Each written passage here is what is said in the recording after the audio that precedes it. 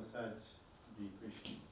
So somehow this quantity turned out to govern the capacity of a channel, the best rate at which we can use information when we are given a channel. But in the end, it was a formula about entropic quantities. So let us write down what they really meant.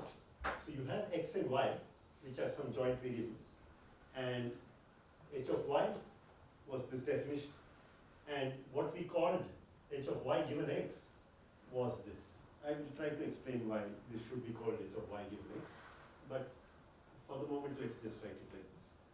So, and then this we are averaging over y, but if I sum over x also, I mean pxy when summed over x is p of y, so I'm just expanding it to this. And similarly, if I combine these two terms, I get pxy, and then this one I have written as pxy divided by p of x. So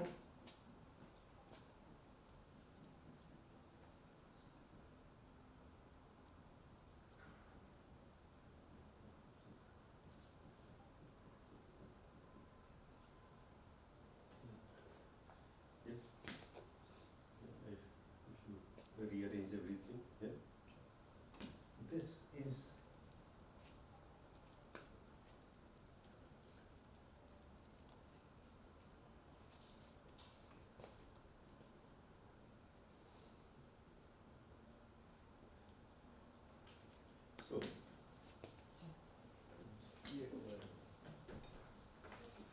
so you understand? So you have two random variables x and y which have a joint distribution. What is that joint distribution? Pxy. Yeah. When I write p and subscript it with capital X, that means the marginal distribution of x. When I subscript it with y, so you had some joint random variables x and y. Some pair of random variables x and y. They had a joint distribution. Now you take the marginals and artificially create another distribution, which is the product distribution. Yeah. How different is the joint distribution from product distribution? So what's the difference in product? The product we're thinking of as independent. Independent. There's absolutely different. Yeah. So you would think that, you know, the mutual information between two random variables, I'm just trying to relate it with English words that might mean the same thing. Yeah. Mutual information. If, you know, there is a random variable x and there is a random variable y. One determines whether it's raining in Sonipat, and another determines whether it's raining in Delhi. Yeah. Now, what is the mutual information between them?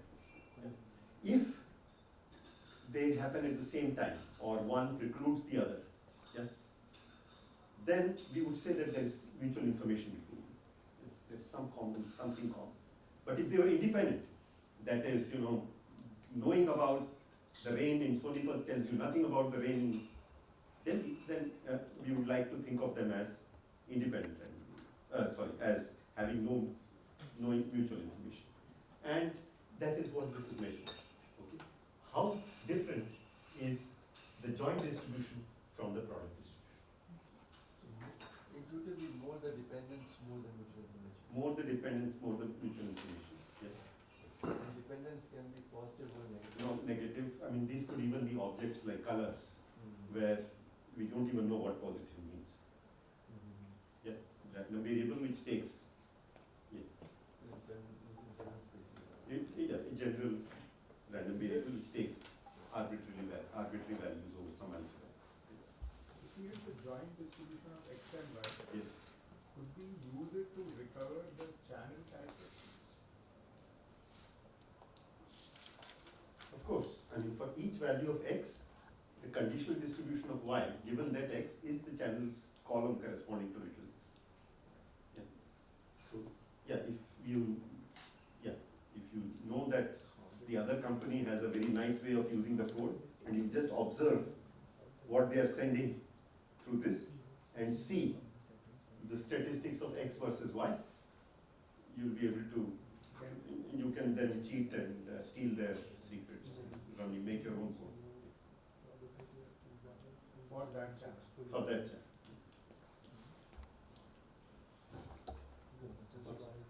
So now, in particular, this quantity is always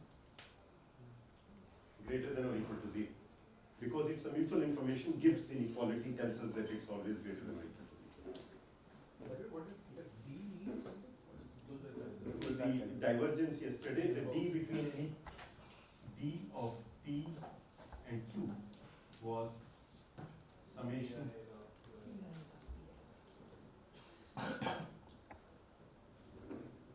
Opposite. Q by. No, this guy.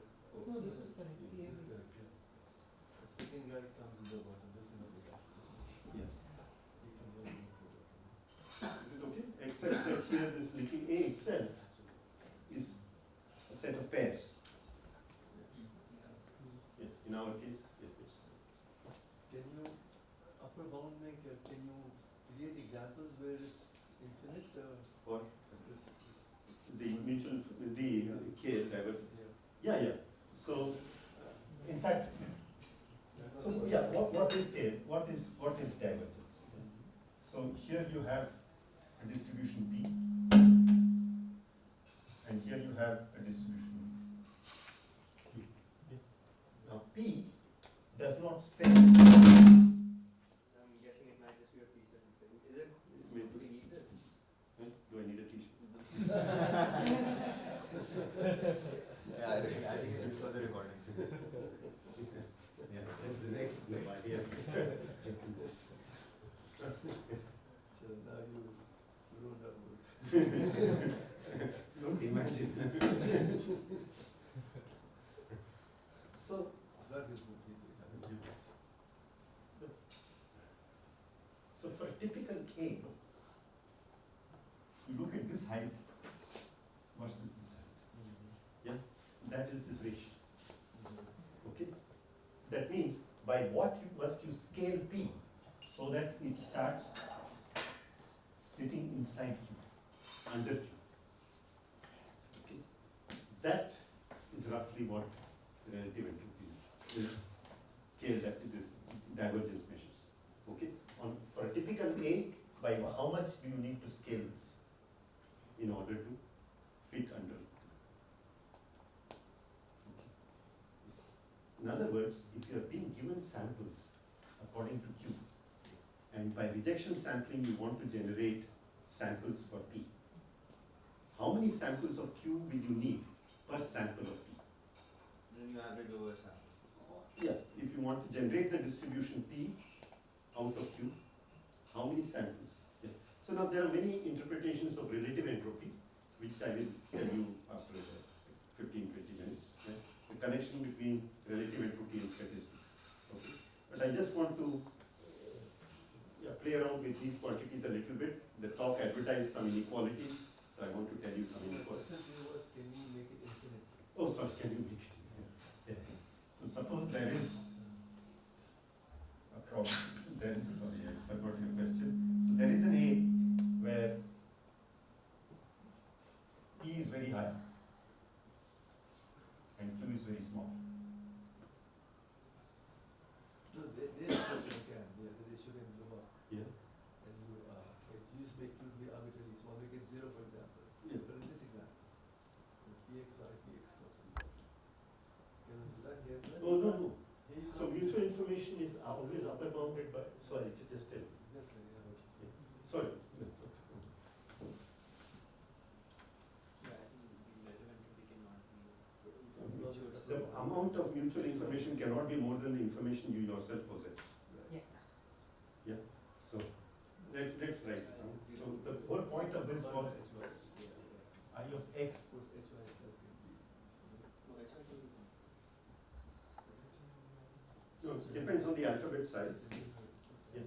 So ixy is always greater than or equal to 0. Why? Because we just proved it. Yeah. Now ixy is this h of y given x minus h of sorry. So are these both non-negative?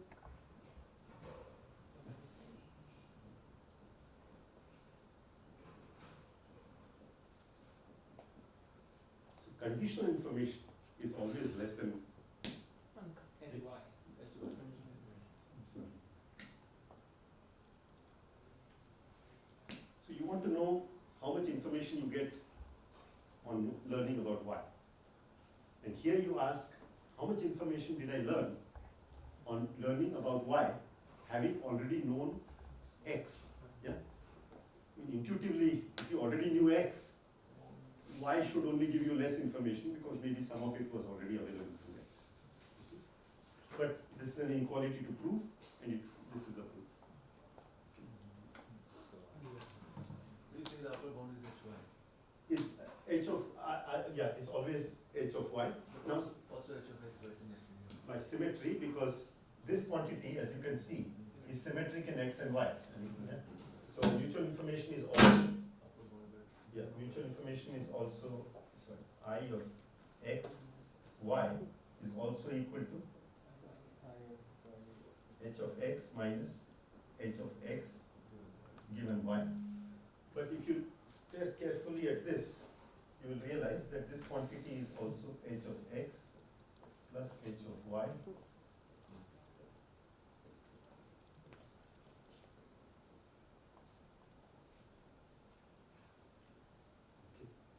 So, yeah, we have sort of three formulas for mutual information.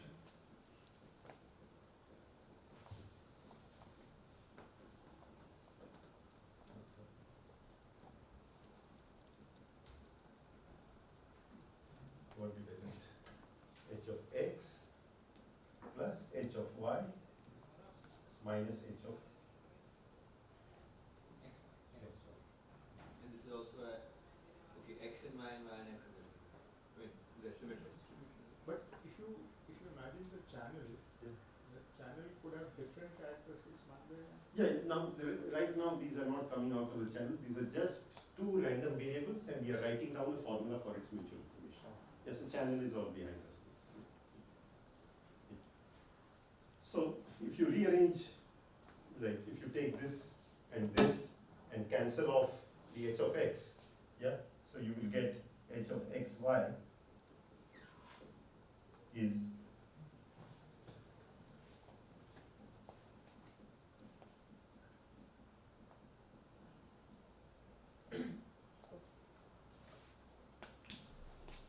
so the information in X, this is called the chain rule. Okay? And suppose you had H of X1, X2, X3, Xn, you would write H of X1, X2, Xn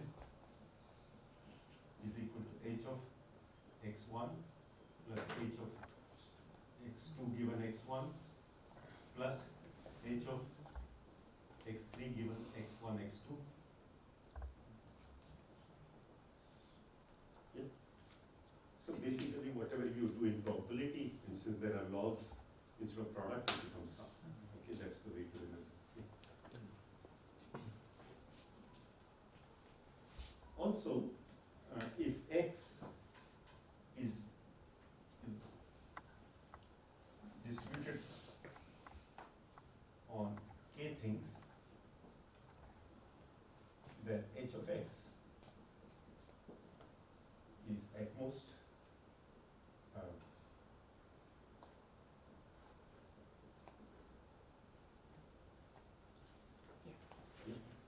and there are many ways of seeing that. For example, if you look at the distribution at the, so look at P with the uniform distribution. The relative entropy of P with the uniform distribution on K signals. We know that this quantity is always greater than or equal to 0. Let's write down the formula. Summation P of X log P of X divided by 1 by K. So this is minus H of P because the minus sign is missing.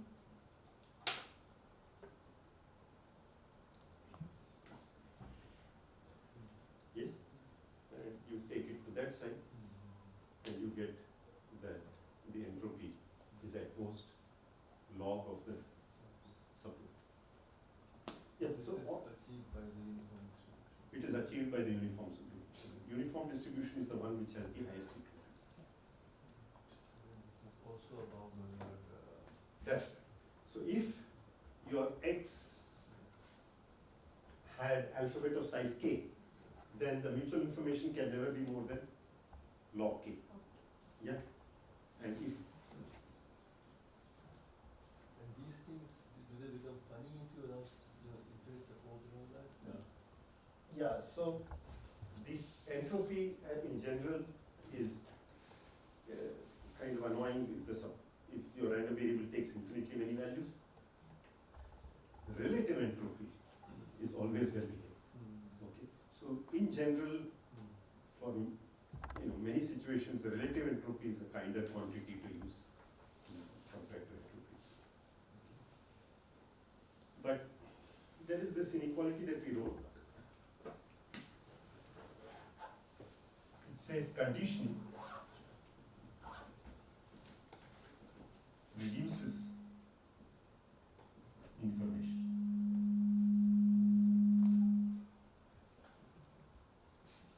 So that is the message of this. Okay. So what I want to do now is just this simple fact actually gives rise to important mathematical theorems. Okay. So I want to show you one. Okay. Running out of time, I wanted to show you many, but I'll just show you one.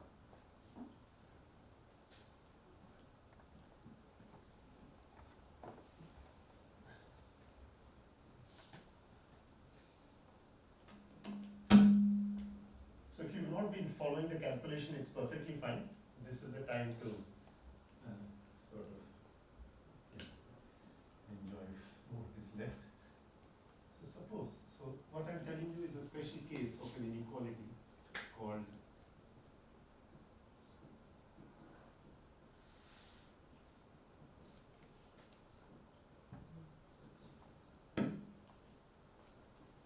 what is this inequality? You have given n points and discrete points in space. Okay. In 3 space. You project them onto the xy plane.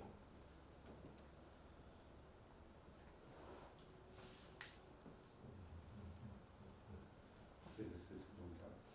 My right hand rule is okay. Yeah.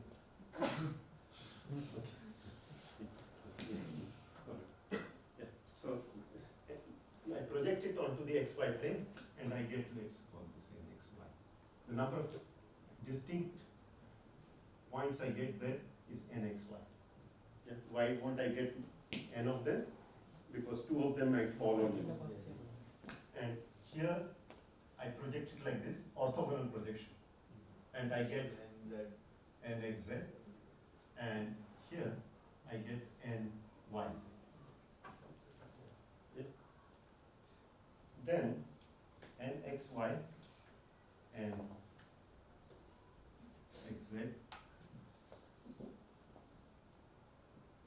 yz multiplication. And xy twice perhaps.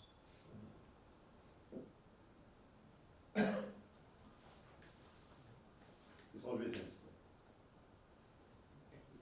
It's at least n square. Now, all right, one can prove it in many ways. But here is, I want to persuade you that this is a question of information.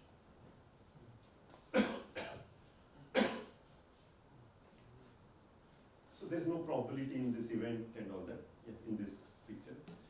But suppose what's the point? Well, point has 3 coordinates, x, y, and z. It has 3 pieces of information. Its x coordinate, y coordinate, and z coordinate. Now, if somebody told me these 3 points,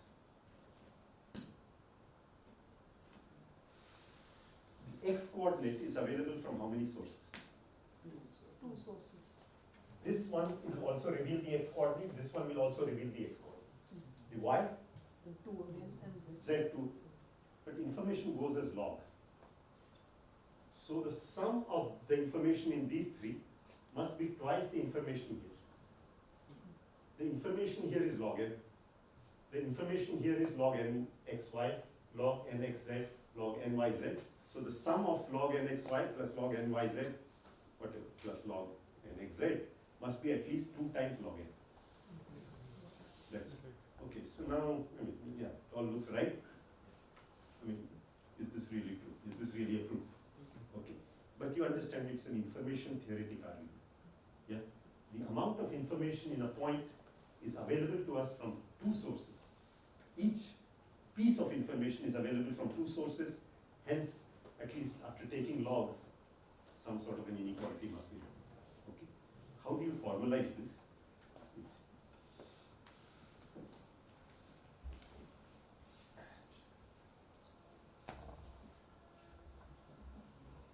of course, physicists will prove it by saying that dimensions or something. What?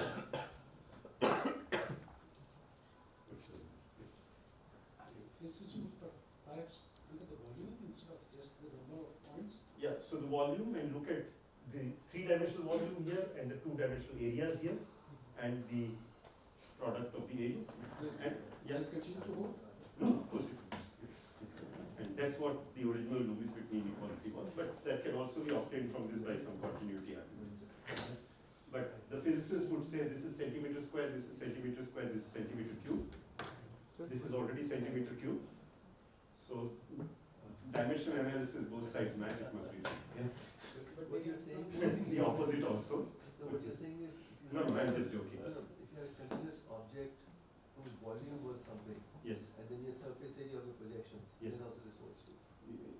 Let me write down the proof and then you will generate an infinity of such theorems. Just let But me. it seems like a nice structure, right? Nice. It's not one more theorem on its own. No.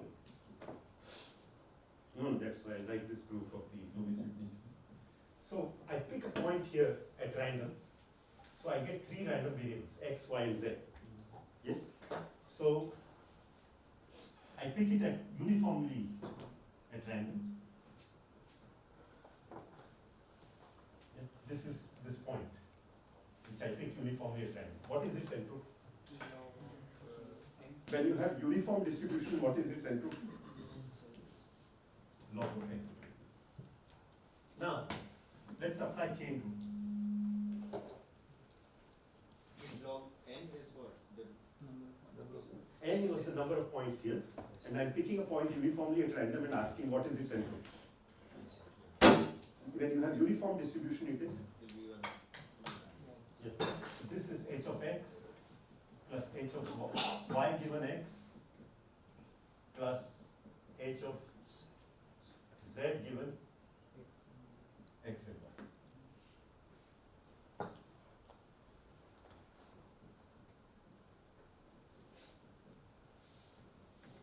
The projection that I get here is just the point xy. So its entropy is h of x plus h of y given x. Yeah? Now is here this may not be uniform distribution.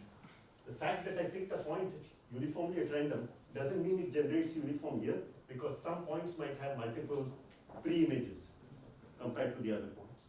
But this inequality always holds because uniform is the highest entropy. Yeah?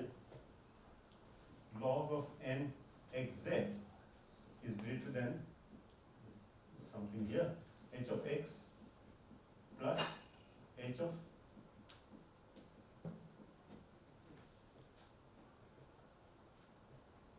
h of x plus h of z given x is h of xz.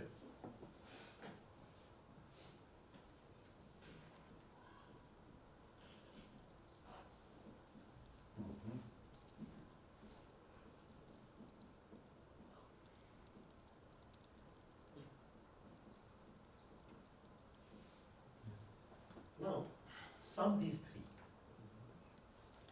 H of x is available from 2 sources. H of y given x is available from one source. In the other case, it is h of y. But which one is bigger? Yeah, because conditioning reduces it. Okay. h of z given x, y. This is h of z given x. That means this is more condition. But conditioning reduces entropy. So this quantity is less than this. This quantity is also less than this. Yeah? So if, what do we conclude?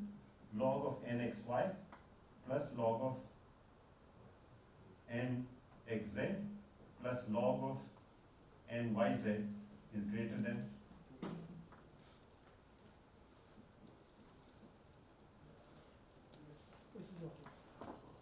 okay. Yeah.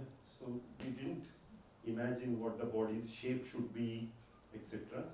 But you can imagine that if the object was a nice cube, let's say the usual cube, how many points do we have in a cube? 8.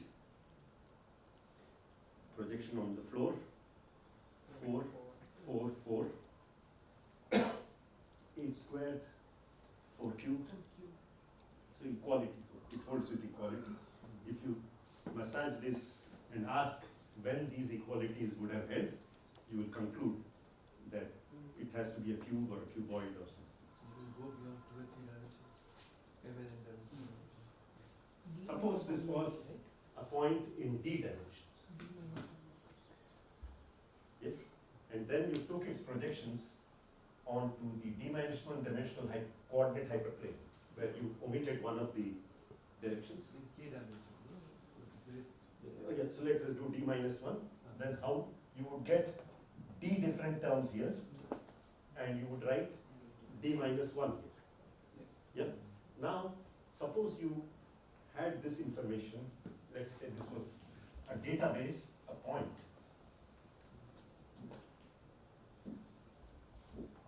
Yeah, I mean, many of you do data science.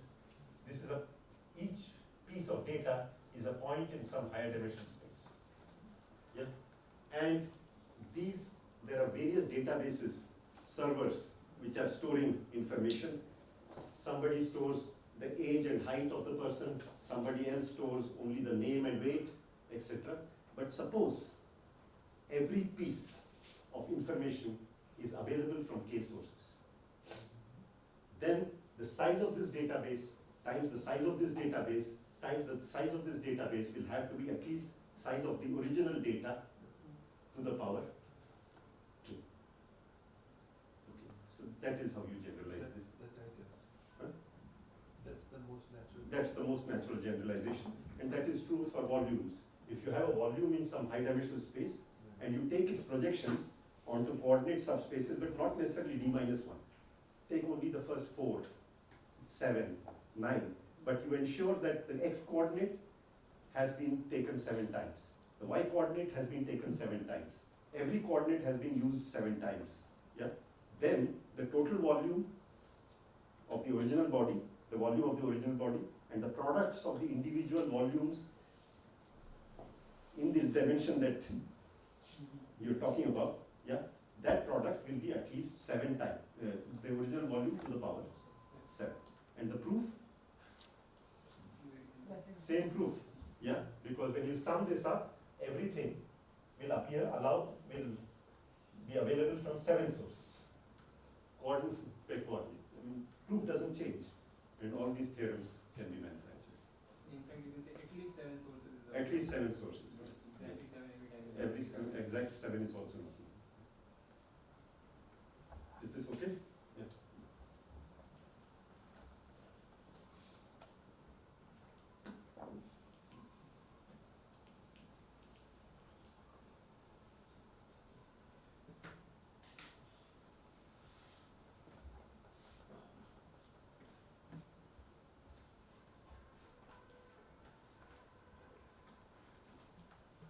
Data processing inequality, farmers inequalities, are these all key inequalities?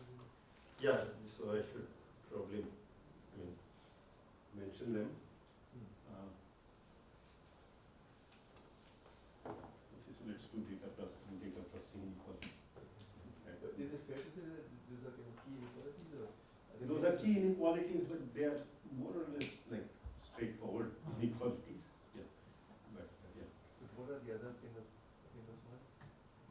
So I was now, so no, the main inequality inequality is that conditioning reduces information, and from that everything follows. Yeah. So since you mentioned data processing inequality, let me write it down.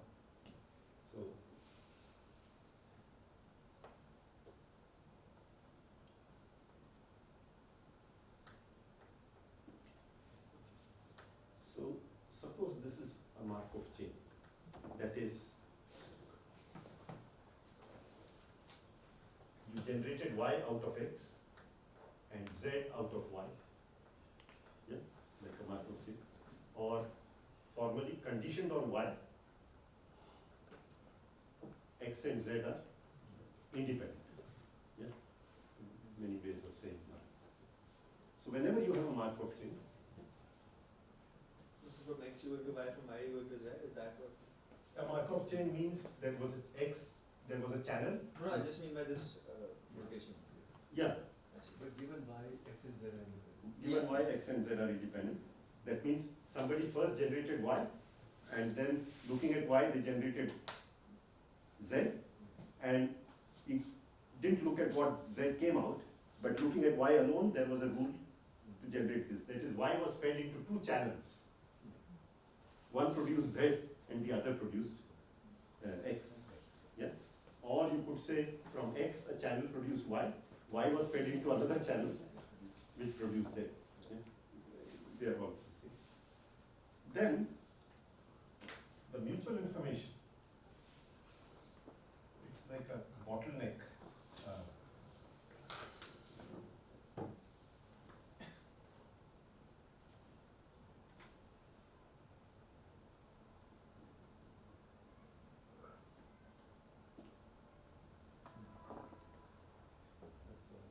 Yeah, I mean, so somebody took x, processed it to produce y, and processed it further to produce z.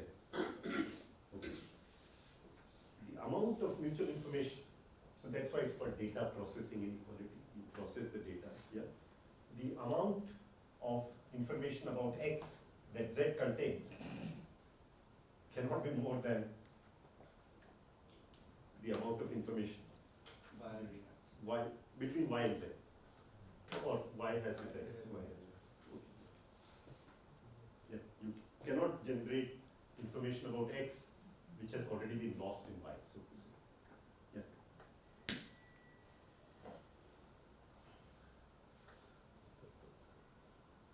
Yeah.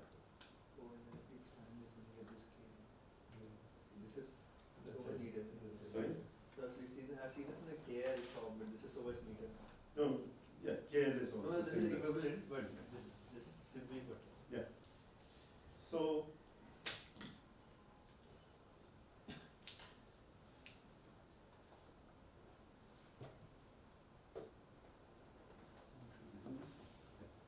so, yeah, I should have, is this, yeah.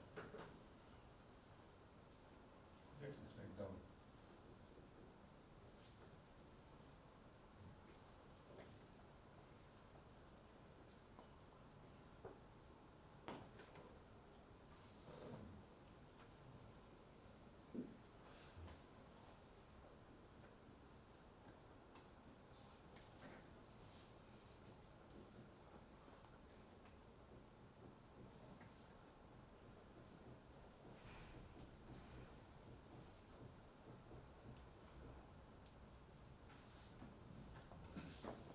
This is because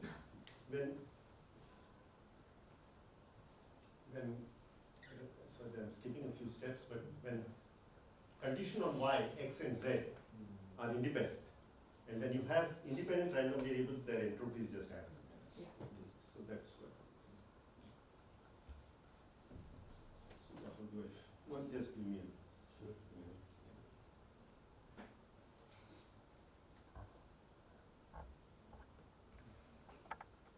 So explain things. This way.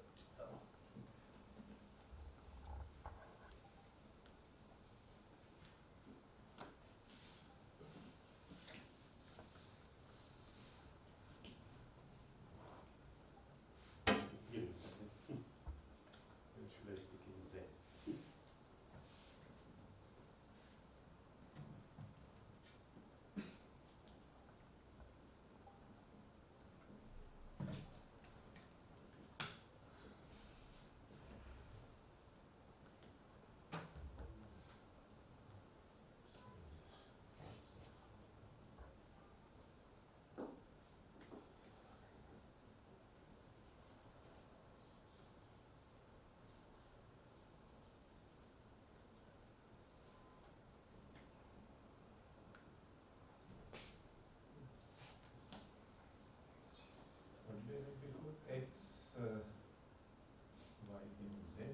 yes, is equal to mutual information between x and z plus, sorry, y and z plus mutual information between x and z, x and y,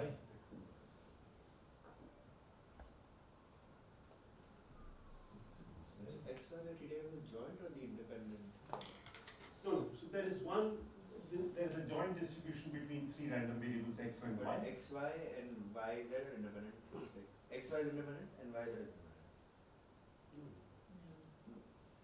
Oh, sorry, the conditional list. Sorry. No. Yeah. Can you explain the last, what is the list X, Y, and Is this one? Yeah, what is Joint. What does this mean? Yeah. So this is conditional mutual information.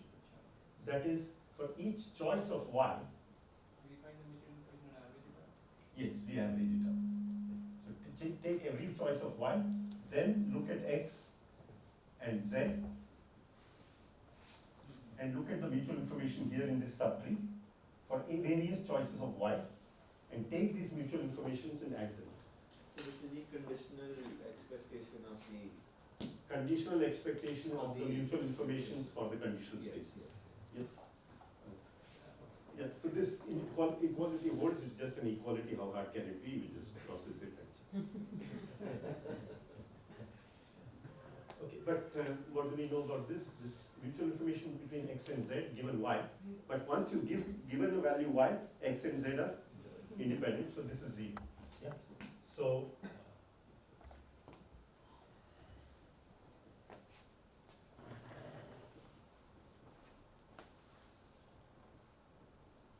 yes.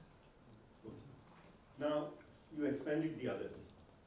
This is equal to I of x z plus I of X.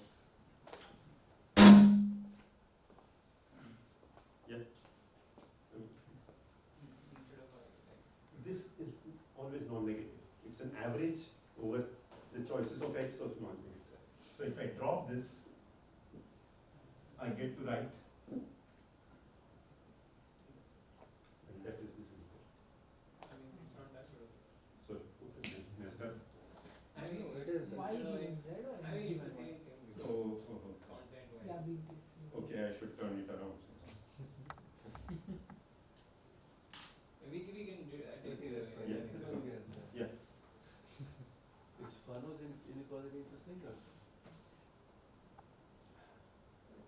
Yeah, it's, I've never used it.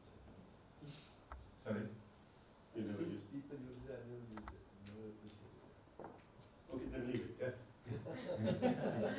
Yeah, it's kind of Yeah, we will see later, yeah. I mean, it is useful in some settings, but I just want to tell you a thing or two about relative entropy, and then we will stop.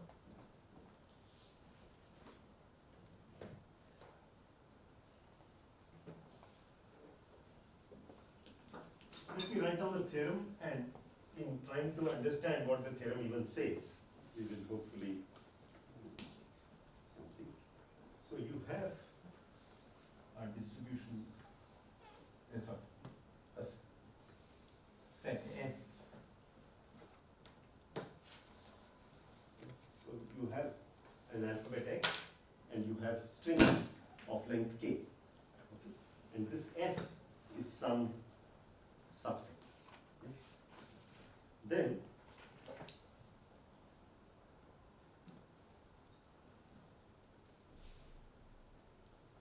Q is some distribution on X.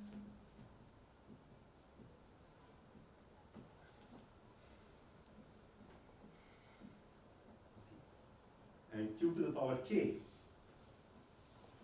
is the product distribution.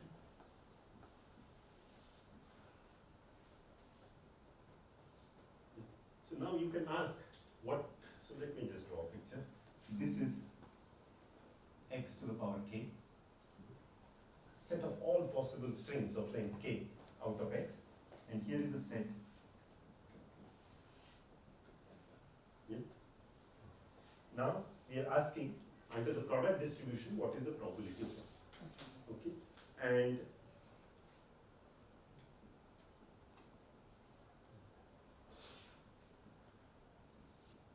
Which was the space is actually part K, right?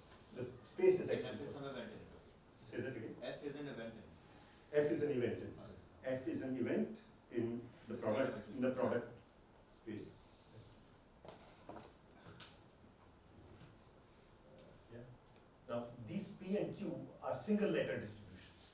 This probability is a K in the K-fold space. But of course the K appears here.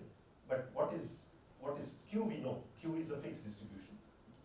And what is P? P is something like an empirical distribution. P of a letter A is summation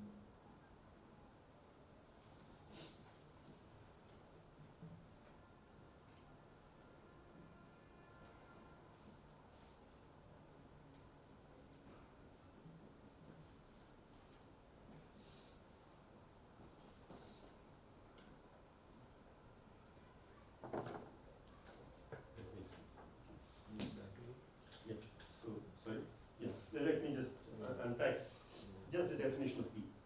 So, look at these strings that are there in F and ask what, and then from each string pick an A at random, one of its letters at random. What's the probability that that turns out to be A? That is this probability. That is, restrict yourself to F, pick a string at random from F according to its conditional distribution, and then inside X bar ask what is the empirical distribution of A. This is the same as the phi business that we had before the break. Okay, and look at this question. Denominator also.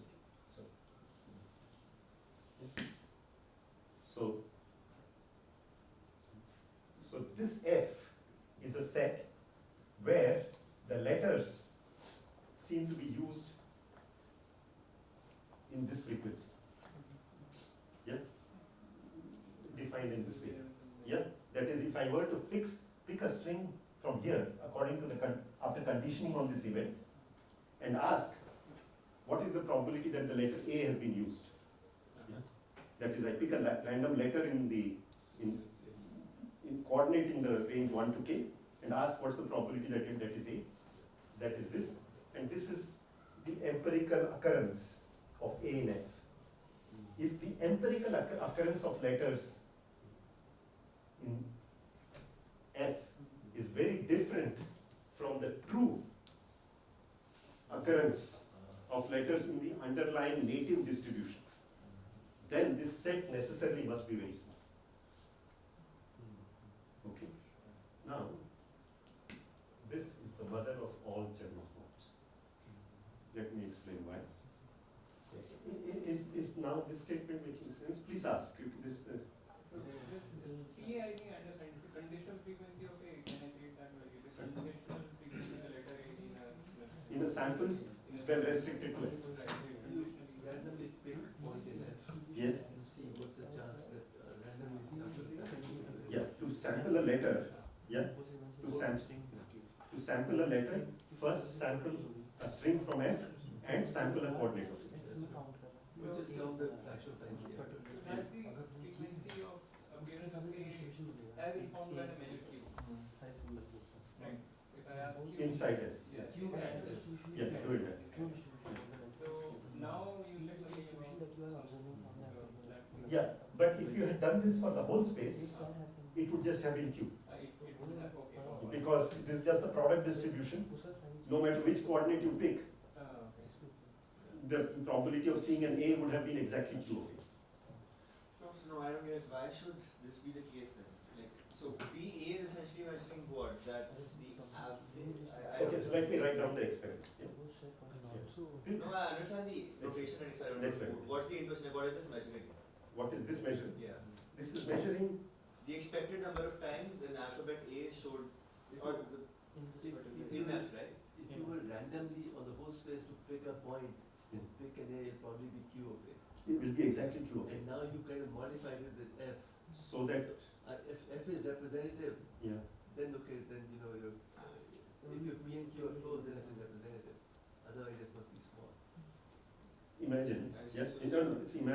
that somebody is picking strings from this space and then showing you the string that they have picked, and then you get to probe one of its entries at random. They reveal this value. Yeah. And when you do that, you get a certain distribution. And if they were picking this string from this space, Then that'll just be Q of. then that would be just Q of A. Yeah.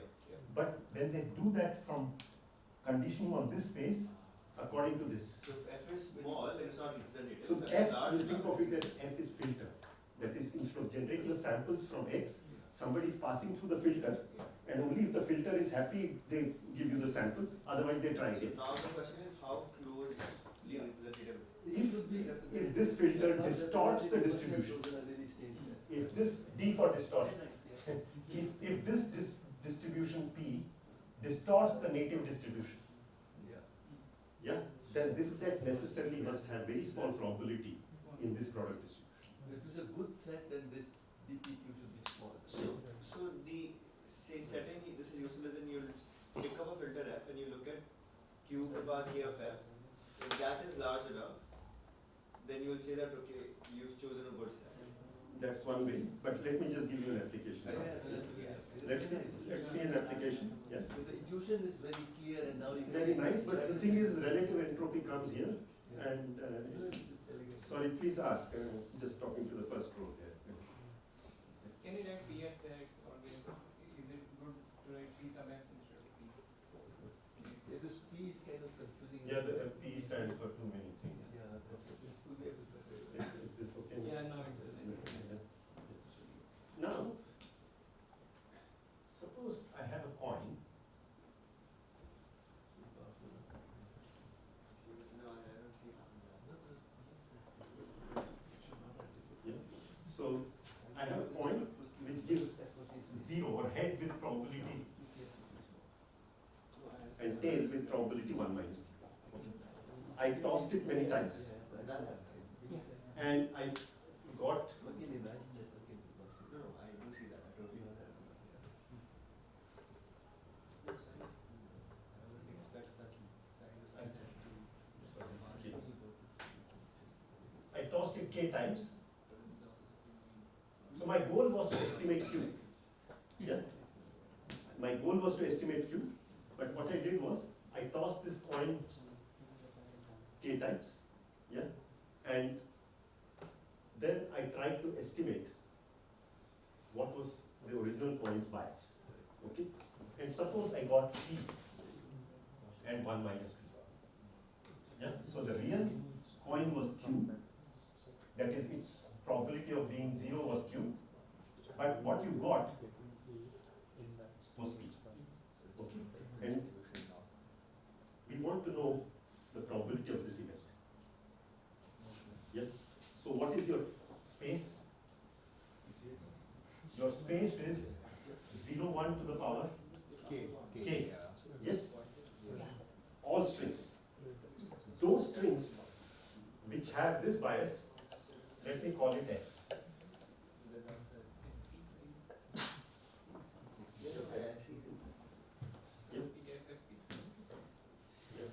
Yeah. Should it? It's okay, it's okay. Alpha and beta would be better. Yeah, alpha minus 1 minus alpha, I think we can. This I make alpha and this as beta. Yeah, yeah, makes sense. It just makes it easier with the notation. Alpha. Yeah. And suppose the empirical that we are worried about Beta. is F beta. Yeah. Okay? Now, this alpha and this is beta. So, what is the probability that when I pick strings whose actual bias was alpha, or whose probability of being 0 was alpha, I end up seeing With beta. strings whose actual composition is beta. Okay? Okay, that's less than That we will know that if you take large number of trials, the probability should go to 0 exponential. But what is the coefficient in front of the exponential? Okay. Now what this says is that it is the probability, yeah, of of seeing, You think yeah. it's very, you must have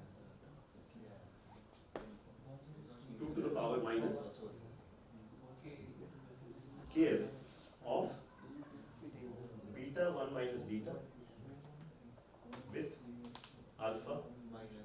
Comma 1 minus alpha. There is a K. And the beta size. The probability is measured by Q. I mean the original coins distributed. That's right. I had some coins. I drew samples from the coin. So there was a particular coin. I tossed it many times, and I want to estimate what its probability is. And I want to know the probability of misjudgment. And the general kind of received wisdom is, well, if you toss many times, the chances are very small that you will estimate it badly. Yeah? But badly meaning the estimate that you got differs significantly from the estimate that, from the truth. Yeah?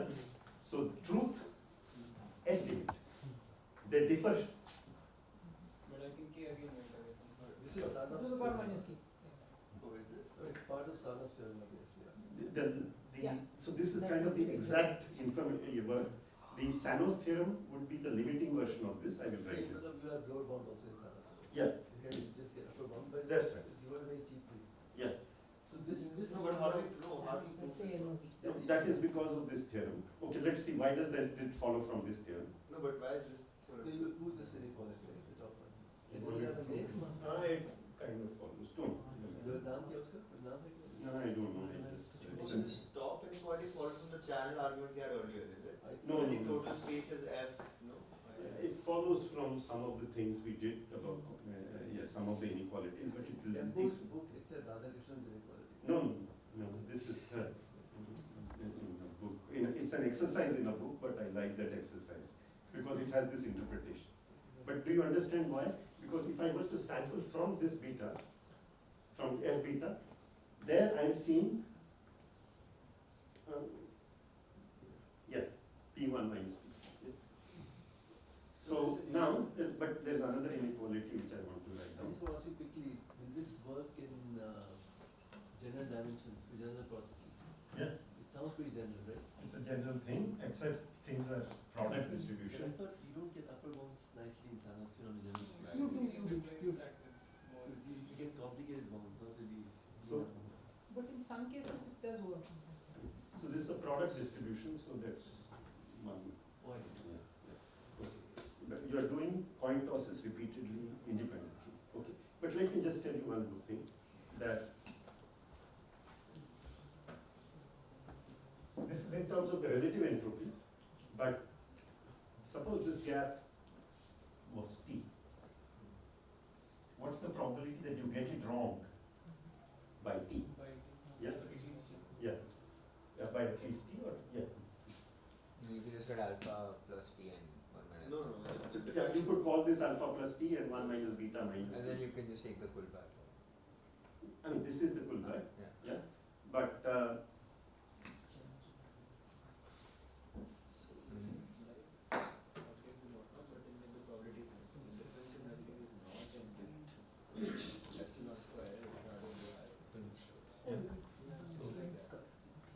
It's fair to say.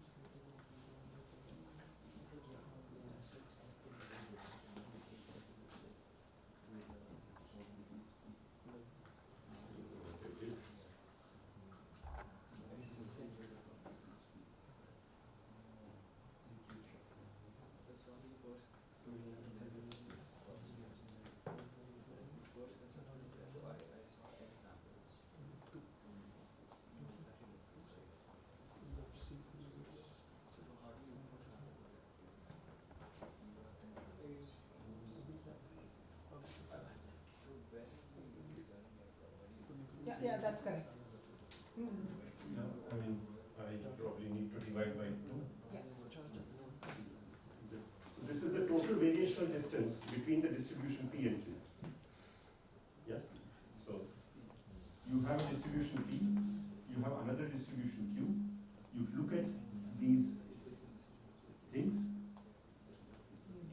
sum them up, then the amount where P is bigger than Q is also equal to the amount by where Q is bigger than P, so you kind of divide by 2 to only measure this area. Yeah, so this is this. What is the denominator? That's ln? Log to the Log, base log, e, log. log to the base e. Right, that's ln, right? ln, yeah. Now if you substitute that here,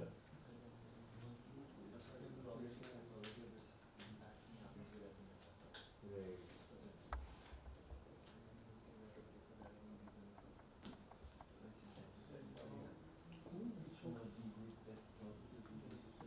Because the minus sign you have. Yeah.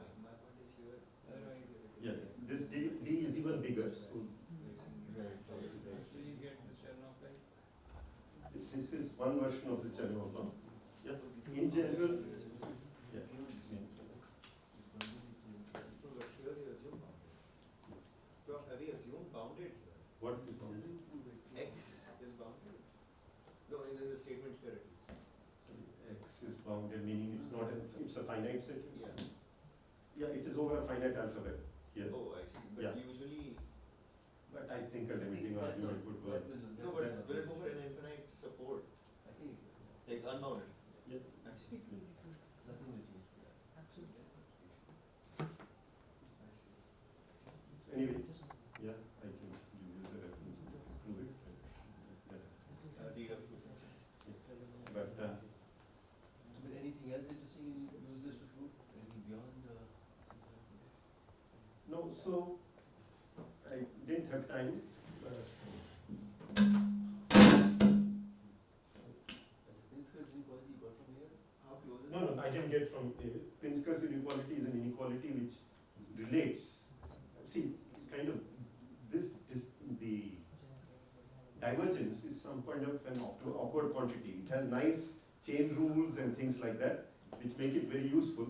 But the last step, after you have finally written the bound, is to come back to reality and ask, that is, what is the probability that what you estimate is t away from what you got, okay? Now, there is an inequality which connects the L1 distance between the distributions to with this. So you apply it right at the end and write the inequality in terms of this. Otherwise, this is written. In general, this would look like, yeah, somebody suggested I write alpha plus.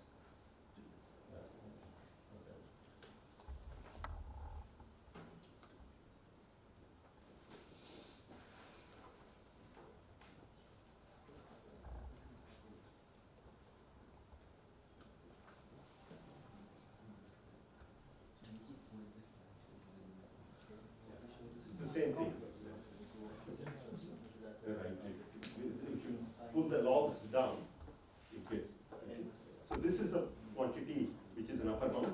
Now there are various ways of estimating this which give rise to various Chernoff bounds. Okay. Yeah. But one of them is to use Pinsker and you get this Chernoff, He wants Hufving's bound, which you can also. which you can also get out of things like this. From this first one, right? What is this inequality called by the way? This one? I don't know, but there is a bound which is more general, like in, so.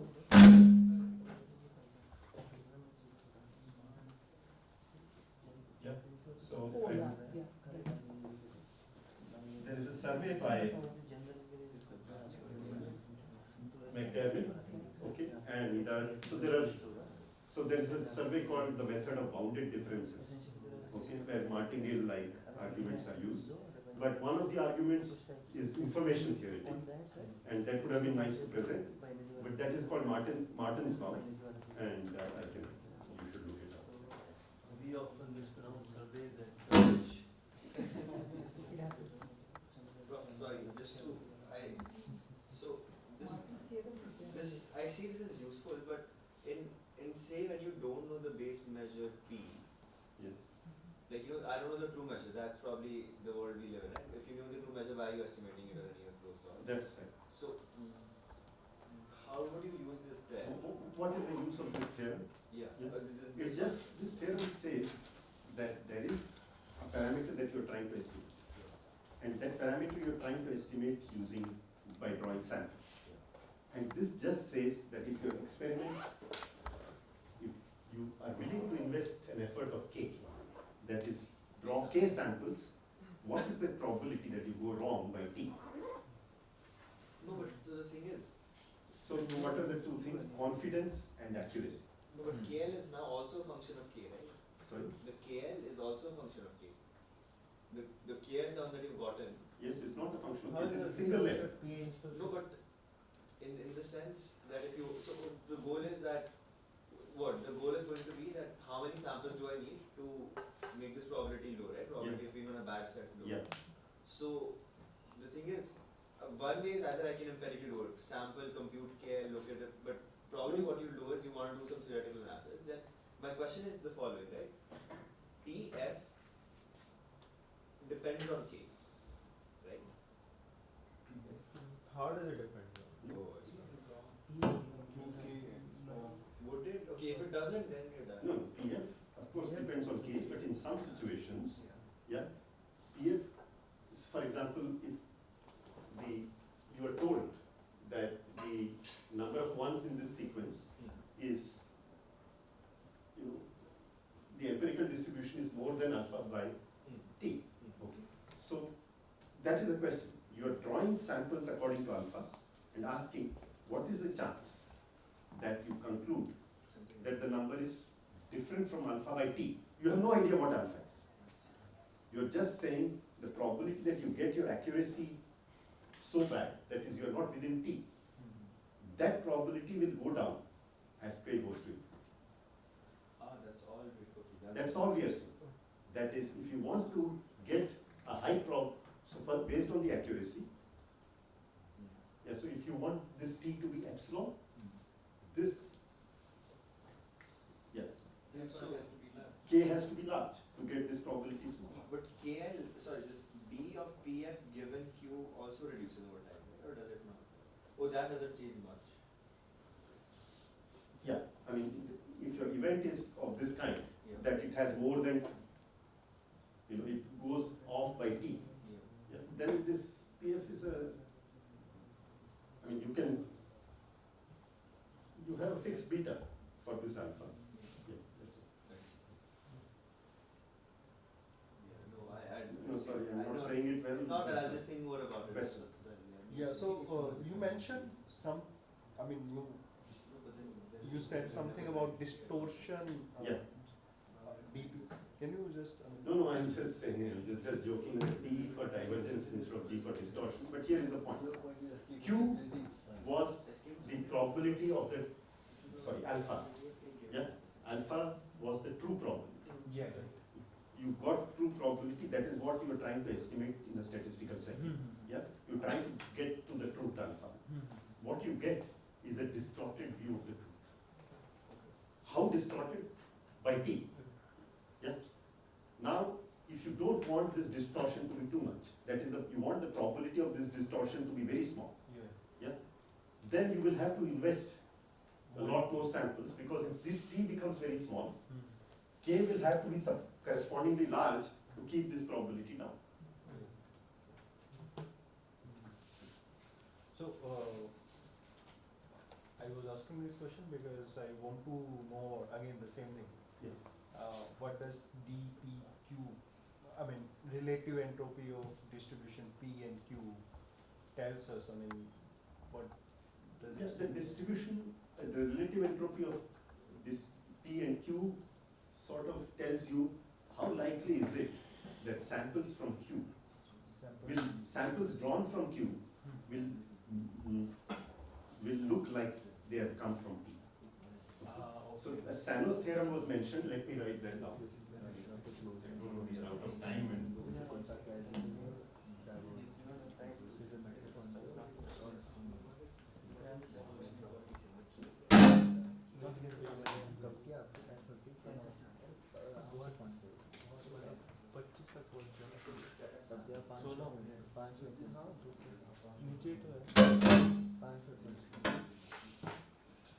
this pi is a set of probability distributions. And this is a fixed distribution P. Okay? Now,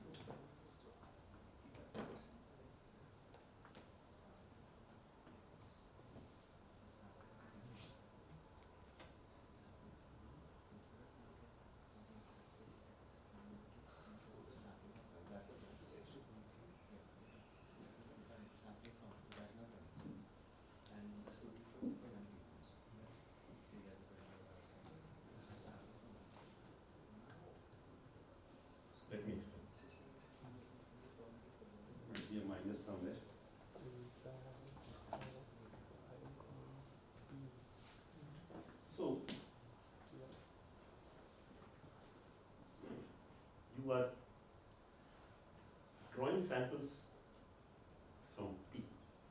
Yeah. And you got some sample. This is the set of distributions. All set of distributions. Some set of distributions.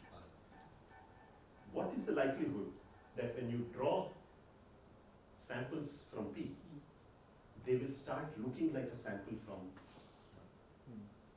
that is the empirical distribution will turn out to be fall in this set. No, that is coming from this. What is d pi p is the closest point. Infimum is inside this definition. So, once again, what is p hat n? P hat n is the empirical distribution of a sample drawn according to P. So, a coin was actually tossed according to alpha, and it fooled you into thinking that it is beta. Okay? And that probability goes down exponentially in n. Okay? And what is the coefficient in front of k or n there? It is a relative entropy term. But which relative entropy? Well, there are many relative entropies possible here. Take the smallest. The one that is closest to this set from P. And here, since we have limits, etc., you get exact equality. But in that case also, No, but this result doesn't give you exactly. it doesn't give you exactly, it only gives you one side. How do you get about this kind of You just do something similar to what we did before, that is, you consider typical sequences and evaluate the probability of a typical sequence from this. So even these results, low bounds of some sort of Yeah, but you're mimicking large deviation showing. yeah, that's right. This is large deviation. I just wanted to show an application of large deviation. In large deviation theory, typically when they put the lower bound, they use change of measure arguments. Okay. It's a reasonably elaborate framework. Okay. So here, I mean, maybe because things are finite, Yeah, yeah. you can get away with some basic combinatorics. Okay, so I see the intuition here. I see this. Yeah. But there you're saying, suppose I want to sample from methodology. Instead of that, if I sample from a constraint set F, Yes. then this is true, right? Yes. So why is Q to the power, like the product measure of F important? Like I'm not sure what is that measuring. Like what is Q to the power KF measuring? So what is Q to the power KF measuring? On the set. No. So I See, no, I'm saying how much Underlying guys are independent. Now what is mass is equal to F? no, so F is the subset in X to the power K. F is I'm just saying what's the measure given to that, but what by is Q. by Q. Yeah. So What there does is that mean? an underlying distribution on letters. Yes. That is Q. Yes. Yeah. Now, And this is on X. sorry, This is on X. which is on X? X is the alphabet. X, capital X is the Yes. alphabet. Script X is the alphabet, Yeah. of which A is one of the representative symbols. Yes. Yes. Now, here there were strings, which if we averaged over all of them according to the measure Q to the K and picked a letter at random, that would give you Q. Yeah. Now, you said, let me cheat you and I will restrict myself to only these strings. That is, I have a filter. Yeah. Yeah. So strings come. Okay, I'll tell you a story at the end. But yeah, strings come, and when the string comes, I either reject it, saying that I'm not able to fool using this string, or give you this string. Okay. And then you there innocently are computing the empirical distribution or empirical distribution based on that string. Now, how much effort do I need? Yes. What should be my sampling rate so that I can fool you in concluding that the empirical distribution is so much different from the true distribution. The true distribution was Q, and the empirical distribution after filtering is P. Yeah, and if this P is different from Q, and I'm talking about a very big product space, you will be wasting most of the samples. Okay, so I just realized. So this is just saying that D of PF given Q is greater than equal to something. right? Yeah, if it is large. So if I want that much distance, I'll have to create an F that's just do very little measure. Very small measure. Small. Yeah, if you want to create, You find very few So, strings. yes, this then is useful in this adversary setting, or maybe that's just a toy example you set up, but then the question is, where is this, say, where would you use this to say prove sample, like how does that show up from this? Just proves Sarna's theorem, Chernov's theorem. It's not useful sample complexity, but yeah. I see, yeah. okay. But anyway, the story and we stop. Yeah, yeah. Was Poincare. Yeah, you heard this one. Yeah. You use, okay. So everybody's heard it here? No, No, I don't think so. Okay. Actually, So, so that. yeah. No, so he used to get his bread from a baker, yeah, and I don't know why, but he would go home and check its weight, and During wartime. yeah, and it was below 1 pound. So he complained to the authorities, and then the authorities probably fined the baker or something. But he continued going to the same baker for some reason. Yeah. And then he came and looked at the loaf that he got, and it was always above 1 pound. Yeah. So he said, okay, but he didn't think that the baker would suddenly turn honest or change all the dyes, or what are they called, molds, that are used to make bread. Yeah. So he started plotting so this was the 1 pound mark, and he checked what the thing was. So he found that the weight that he was getting was like this. He concluded that actually the baker has changed nothing. He's still producing bread at weight less than 1 pound, but by chance, 1 or 2 loaves each day happens to be more than 1 pound. He checks their weight and keeps it in one corner in his bakery. When Mr. Poincare comes, he hands him bread. So he complained to the authorities again, saying that my central limit theorem is hitting. Yeah. If he had instead seen something like this, he would have said, okay, at least this fellow has kept it this. He said, no, this seems to be peaking somewhere else, which is still below 1 pound. So this was the filter. And this filter was much distorted from an acceptable distribution. Okay? And if you sample many, many times. But